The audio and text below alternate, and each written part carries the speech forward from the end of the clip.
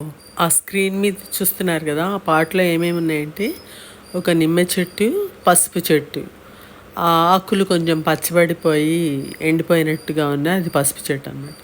దీనిలో main task ఏంటంటే అది పసుపు హార్వెస్ట్ చేయాలి, ఆ నిమ్మ చెట్టుని తీసి వేరే రీపాటింగ్ చేయాలి.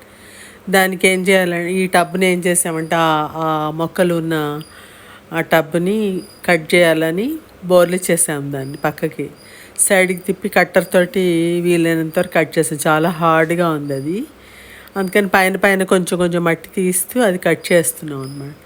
చేసిన తర్వాత ముందర ఆ నిమ్మ చెట్టుని సెపరేట్ చేయాలి జాగ్రత్తగా. అదే పెద్ద టాస్క్ అయిపోయింది మాకు ఇక్కడ, ఎందుకంటే బాగా ముళ్ళతో ఉంది అది.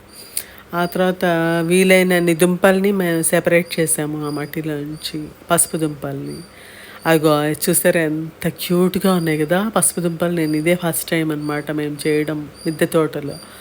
ఆ తర్వాత దాన్ని ఏం చేసాం, ఇలా కాదని చెప్పి సెపరేట్ చేయడం కష్టంగా ఉందని బకెట్లో దించేసి దానిలో బాగా నీళ్లు నింపేసామన్నమాట.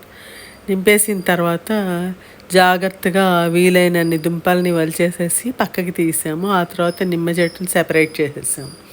అదిగో ఆ తర్వాత దుంపలన్నీ కడిగేసి అలా చూస్తే అదిగో అలా ఉన్నాయి. ఆ తర్వాత వాటికి వేళ్ళు ఉన్నాయి కదా, అవన్నీ సెపరేట్ చేసేసి క్లీన్గా ఆరబెట్టేసుకుంటే కడిగి పసుపు రెడీ అయిపోయినట్టే.